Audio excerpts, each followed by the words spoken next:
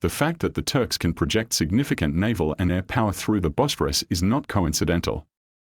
They maintain a substantial navy and air force, augmented by their military presence in Cyprus. This strategic positioning enables them to exert influence across the entire region through their formidable arsenal. An extraordinary development catalyzed by recent Israeli actions is the unification of both Shia and Sunni groups against them.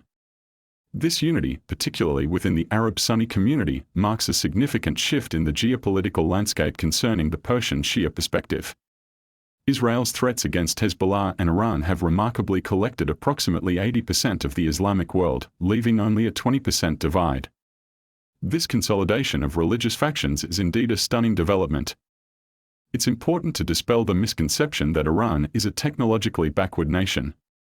They possess an elite class of highly intelligent individuals who, much like Russia's scientific community, have achieved remarkable feats in technology, including advancements in theater ballistic missiles and the operation of unmanned systems, which have been observed in Russia. This geopolitical landscape comprises two formidable states, each with substantial populations ranging from 80 to 90 million. It's worth noting that a significant proportion of the population, around 60%, is under the age of 30. This demographic composition signifies the potential to field substantial armies, a factor that some may underestimate. In warfare, armies play a crucial role and can be strategically maneuvered rapidly. Moreover, they are equipped with advanced weaponry, particularly from the Turkish side, capable of covering the distance from the Turkish border to the Golan Heights in a relatively short time. The ability to traverse this distance quickly is a matter of concern for Israelis given the proximity of potential threats to their borders. For Israel, the proximity of hostile forces raises a critical question: how can nuclear weapons be employed when the enemy is in such close proximity without resorting to self-destruction? Hezbollah's presence on the Israeli border further complicates this situation.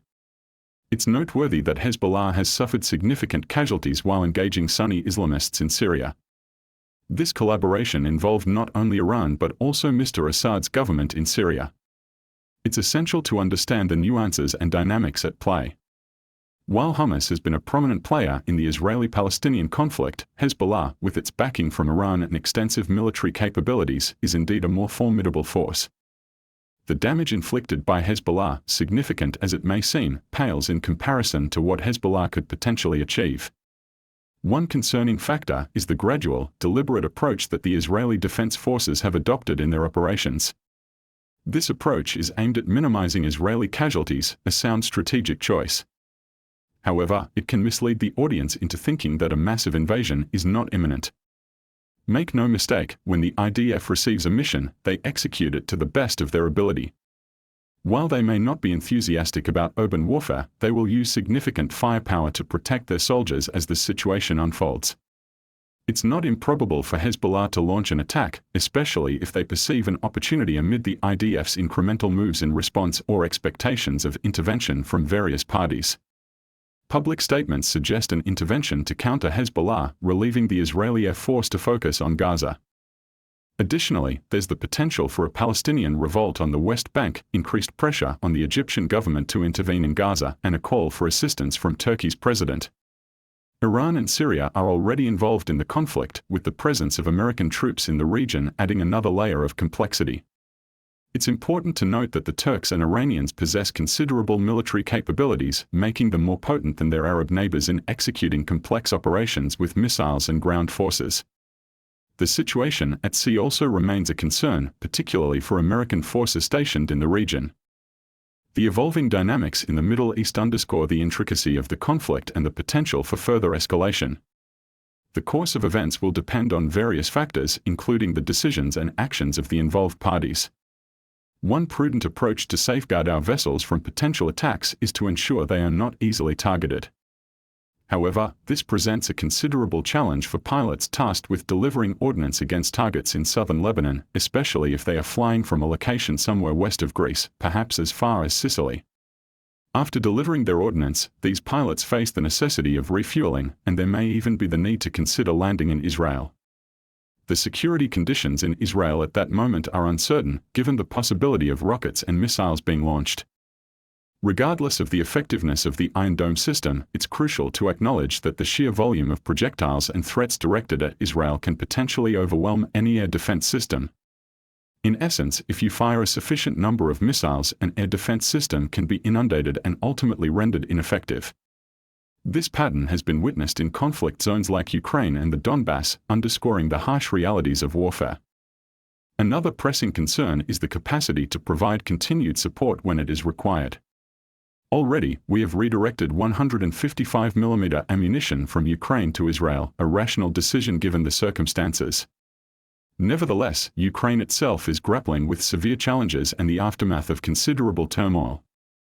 In light of these complexities, there is a growing apprehension that the situation might spiral out of control, potentially leading Israel down a path similar to Ukraine's tragic fate. This is a nightmare scenario that I explored in an article for the American Conservative, where I emphasized the paramount importance of preventing a situation where Israel becomes a reflection of the destruction witnessed in Ukraine.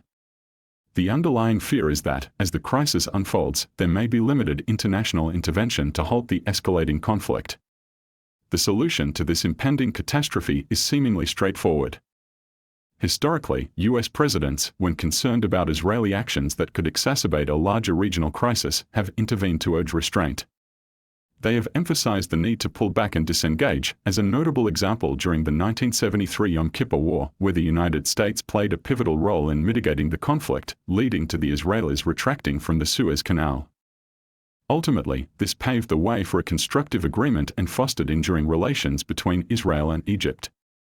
It is a fact that the Egyptians had given prior warnings to the Israelis about the events that unfolded in Gaza. So, the question arises, when will someone step forward and express their support for Israel while also considering the potential consequences of their actions in Gaza?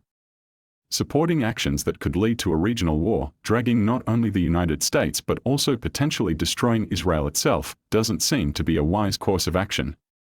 The irony in this situation is that it plays into the hands of Hamas. Is it not their desire to be at the heart of worldwide Islamic unification? By blindly supporting Israel's actions, are the United States and Israel inadvertently granting Hamas the very outcome they desire? While I cannot offer concrete proof of strategic brilliance on the part of Hamas, it's possible they may have underestimated the consequences of their operation. I must admit the situation looks dire. It indeed appears as though Israel is on the brink of a colossal trap. However, there is a glimmer of hope. If we were to intervene and communicate that unconditional support must cease and that further escalation is not an option, it could make Israel reconsider. Right now, they seem to believe they have unequivocal backing for their actions, but history has shown the perils of blindly supporting actions that can lead to larger conflicts. In 1914, the world faced a similar situation with the Austro-Hungarian Empire in Serbia, leading to the catastrophic First World War. We must learn from history and avoid repeating such mistakes. We don't want to find ourselves in a global conflict. It's also crucial to consider the support Iran has shown to Russia during the Ukraine crisis. If we decide to confront Iran with the aim of its destruction, it may lead to a confrontation with Russia, which would be a grave mistake. We should keep in mind that Russia will likely form alliances, even with nations like Turkey, which may not be traditional friends, but circumstances can create unusual bedfellows. The Israeli decision to support the regime in Kiev is a questionable move, as they've aligned themselves with Moscow. We need to carefully consider our actions and their consequences in this delicate geopolitical landscape. It's evident that Russia has historically maintained a positive relationship with Israel. They've gone to great lengths to accommodate Israeli interests, even promising to target Iranian forces in Syria if they posed a threat. Russia also temporarily disabled their defense systems to allow Israel to launch cruise missiles, despite the objections. These gestures, though unwise, highlighted their commitment to cooperation. The question that arises is, why would Israel jeopardize such a significant relationship with a major power? This decision is now coming back to haunt them. Russia isn't likely to extend the same courtesies to Israel in the current circumstances. So who's left for Israel to rely on? India and China have shown willingness to collaborate with Israel, but the current situation may change that. The Chinese have already expressed support for the Russians due to concerns about Western hostility towards China. Israel's actions have left them isolated on the global stage. Furthermore, the situation in Europe, particularly in France, Germany, and Scandinavia, has its own set of challenges. These countries have admitted a significant number of Muslims from the Middle East and Africa, which, as they have openly stated, can lead to difficulties with assimilation and cultural integration. The world is grappling with the complex and challenging set of circumstances and making strategic decisions that isolate Israel doesn't make sense. Sacrificing Israel on the altar of foolishness is not the answer. We must recognize that our world is interconnected and actions have consequences. It's essential that we navigate these geopolitical challenges with wisdom and consideration for the global landscape, as we are all interconnected and no one can afford to act unilaterally without repercussions.